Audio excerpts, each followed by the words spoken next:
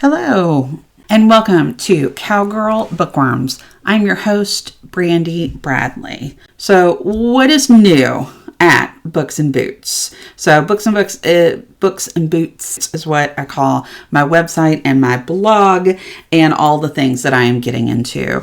So, what's happening here? What's happening is I am watching every documentary about teen behavioral centers. So I don't know if you guys have seen these. They popped up on Netflix, several of them, and there was one on Prime. So the one on Netflix is called Hell Camp, and then there was another one called The Program. Both of those are on Netflix right now. And then I also watched one called Last Stop on Prime. So these are the things that we were scared of as teenagers, that someone was going to kidnap you and take you to a facility where they will shake the badness out of you. This is something that we all watched on Jerry Springer and Maury Povich and Jenny Jones and all of those old Ricky Lake. For like the teens out of control, there would always be like some footage where the teen would eventually be sent to some boot camp, or there would be like these 60-minute episodes about them. And enough time has passed, even though these are like centers that still exist, enough time has passed that a lot of the teenagers who went through these centers are now speaking up and talking about how awful they were and the PTSD that they have ended up with. And it has been fascinating to watch this. So I am like completely hooked on these right now. I think I finally burned through all of them, and they're very sad. And it's very strange to look at this from that perspective of like, oh my gosh, I was a teenager, or I was in my early 20s when all of these people were experiencing this. So that has been fascinating to me, seeing how they present this information. So that's like what's up with true crime docs in my house right now.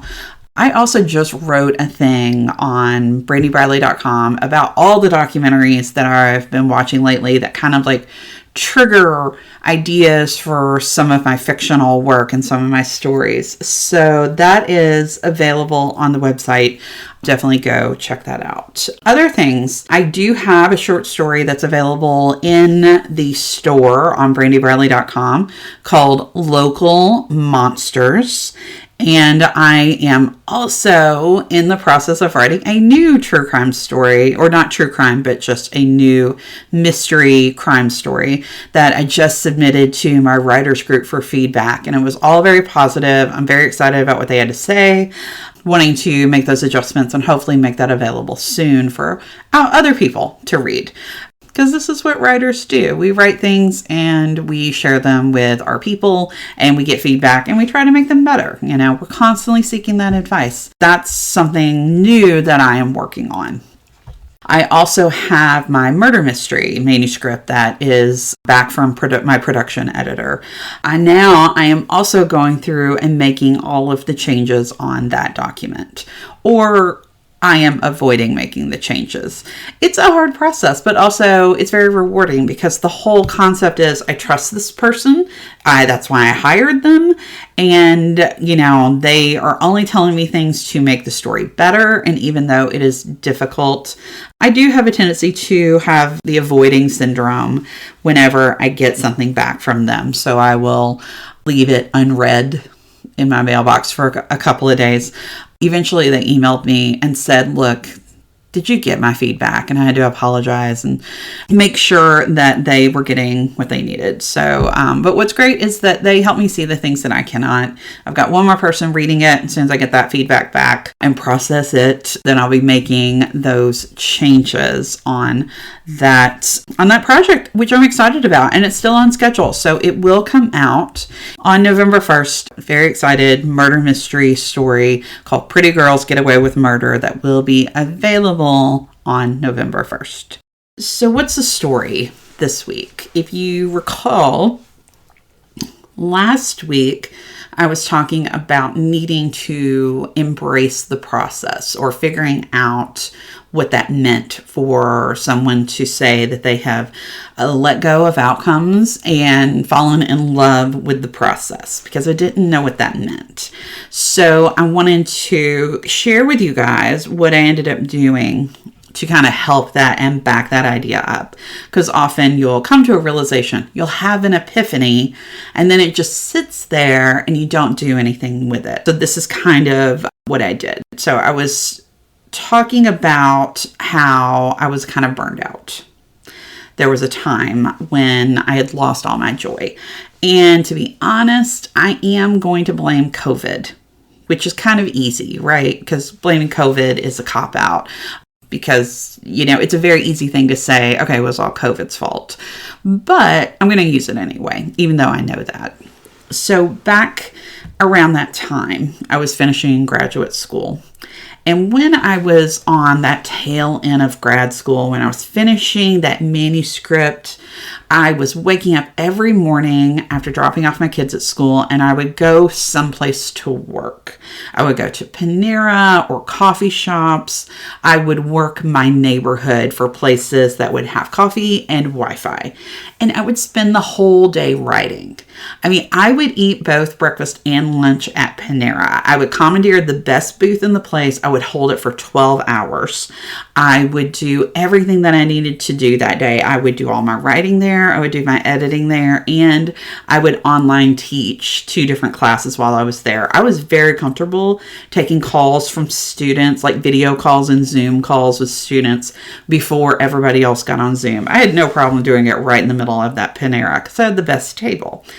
So my husband would pick up the kids, and sometimes I would meet them somewhere for dinner. And that was an intense amount of time to commit to this one project.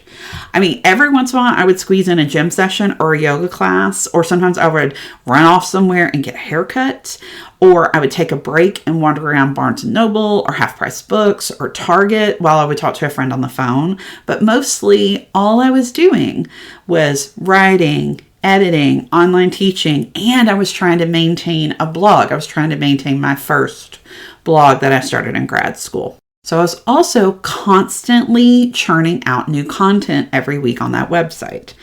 And I really did love it. That was a time that I really loved what I was doing. I was incredibly stressed out, but as far as the content that I was creating, the pace that I was keeping, the productivity that I could be so proud of, I was really kind of in love with my life at that moment. But I also know that I was not healthy. I was not eating healthy food. I was not spending enough time with my family and my loved ones. I was stressed out completely to the max. And I had developed a codependent relationship with my writing partner at that time, which was not fair for either one of us. I stopped dressing in a way that was feasible to be out in public. I spent my entire life in workout pants and a hooded sweatshirt. This is what I put on every morning before I left the house. And I would sometimes have to ask myself, when was the last time I washed my hair? It was no good. And the reason that I know I can't completely blame COVID is because when the book was done and the defense was complete, after my advisor had shaken my hand and said, "Congratulations, Dr. Bradley," when I woke up the next morning and realized I didn't have a good reason to spend at Panera Bread anymore, I found myself completely lost. I was dirty, tired, and didn't know what to do with myself. And I was not glad it was over. That whole concept that other people have had going through grad school, when they have someone shake their hand and say, "Congratulations, doctor," usually it comes with this feeling of, oh my gosh, I'm a doctor. I'm so proud of myself and I never have to do that again. But I did not feel that way. I felt like I had lost something very important to me by having that routine taken away from me. I was mourning the loss of that routine. So then when everything shut down for COVID, I couldn't think much about writing because I was in this weird interim phase where I had completed a project and now it was time for me to try to sell it, to try to get out in the world, to try to woo people with my personality and what a great person I would be to have on their roster. Like I would be a great name. I would be like a great like cleanup picture or something on this publication's website, right? Like I would be something that they would want. But the problem is that everything shut down and I couldn't think about writing or publicity or my website or anything at all. So when everything shut down for COVID, I couldn't think much about writing. And I'll be honest, whenever I read an interview with someone who said that during that shutdown time that they just hunkered down and wrote that manuscript and completed that novel and wrote that screenplay, I'm always incredibly jealous of that because I couldn't think of art at that time. I couldn't throw myself into my art. I was preoccupied with like a million things. My routine became homeschooling and job interviews over Zoom and social distancing and online shopping, cooking all my meals again and going for walks. And when I would go for walks, I wouldn't think about writing. I was like binging as much distractible content as possible. I did get a job teaching, but it wasn't a face-to-face job. So then I had this new routine, getting to know my new school and their technology and their expectations and how they were doing distance learning. I was not writing at all. Instead, I fixated on the outcome of getting an agent to get published. And every auto rejection, every not accepting submissions, or the occasional semi-sincere, it's just not for us message was like this red flag blaring, you are not a real writer. Especially because I was, quote, too busy to write. Then this bitterness set in and I had to take a step back. And this is when I stopped submitting anything for publication. I stopped querying agents for my novel. I stopped thinking about short stories. I stopped doing anything on my blog. I just stopped writing. And I really hated that. I hated it.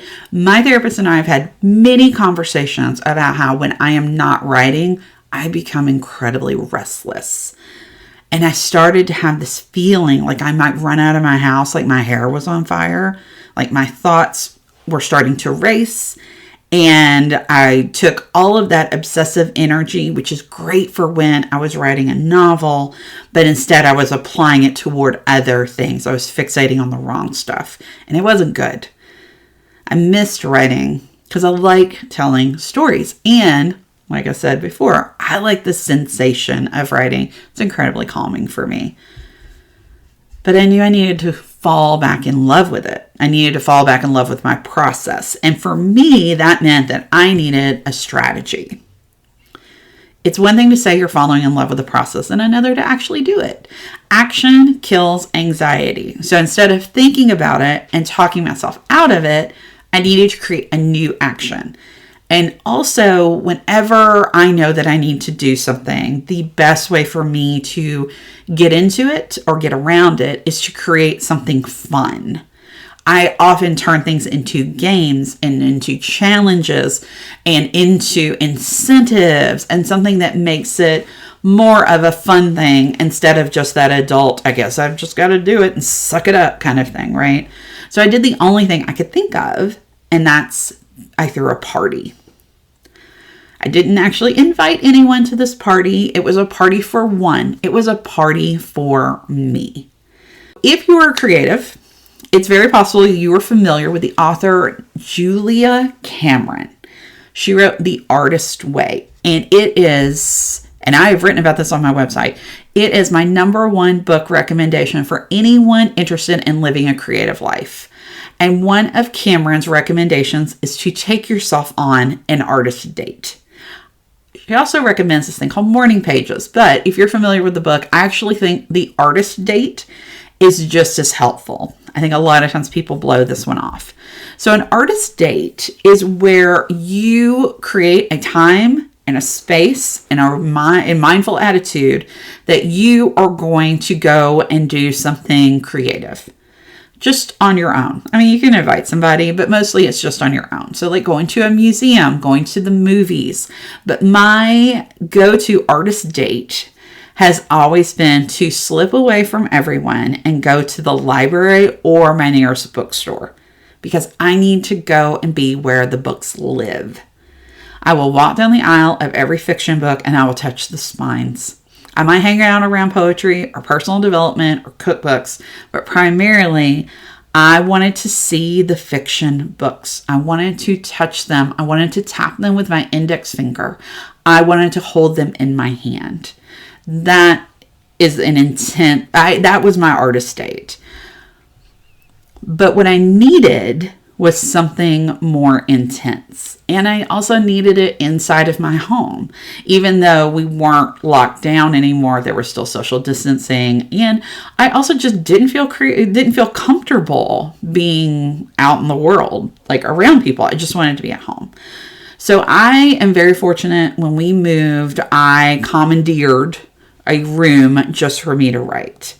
After years of living in these tiny apartments and writing in cafes, we finally moved to a place where I could have my own designated writing space with a door that closes.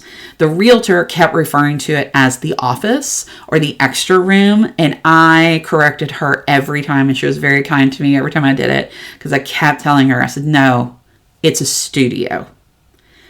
So I decided the way that I was going to get out of my funk was to start throwing myself a process party in my studio. So that's what I would do. I would go to my studio with a glass of wine and a cheese plate. I don't know if you guys have seen on Instagram. I am obsessed with little like snack plates, and they call it girl dinner now. But cheese plate. This is me. Cheese, crackers, whatever I had in the fridge, all on a little plate, little noshy things, right? So a glass of wine, my cheese plate, and I would turn on a television show that I had already seen that was incredibly comforting for me, but was not going to distract me.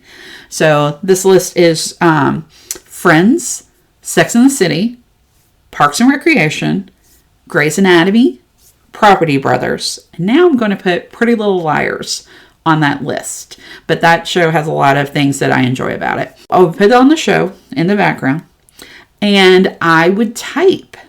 No kids or husbands were allowed to the process parties. If I could lock the door, I would, but I can't. Usually Hubs acts as a bouncer outside of the door, and when the kids start to go for it, he's just like, what are you doing? What do you need with mom? What's going on? Right? So nobody was allowed. I also turned off all of my notifications. No phone calls, no notifications, no funny memes from Sloan. Got her shut down on that one because it was time for me and all of my characters. I needed it to be fun, and I needed it to not feel like work. So that's what I did. Parties started at 5 o'clock.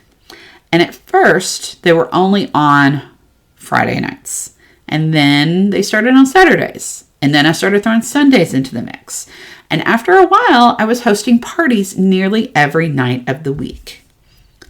And whether I was looking forward to the wine or the cheese or just, being alone, it allowed me a routine and a ritual that transitioned the writing from work to play. So last week, I was talking about how I had turned this thing that I loved into something I had to do instead of something that I wanted to do. And because of some of the fixations I had on the outcomes, I had created this cycle of disliking the process because I felt like I was not being recognized.